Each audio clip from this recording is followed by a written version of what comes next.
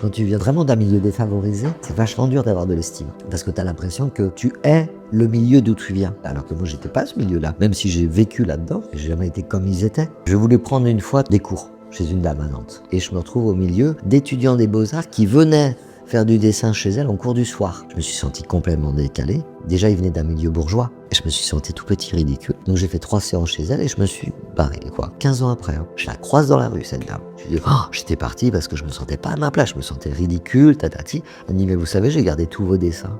Alors que moi, j'avais l'impression que les dessins que je faisais là-bas, ils valaient rien du tout. Mais parce que, venant de ce milieu tellement défavorisé, et là, ils étaient tous super bien sapés, ils savaient bien parler et tout. Enfin, j'avais l'impression d'être une petite crotte, quoi. Mais c'est moi qui m'ai mis ça en tête. Et elle s'en rappelait encore, elle me dit, mais je les ai gardés, les dessins, parce que c'était hyper fort.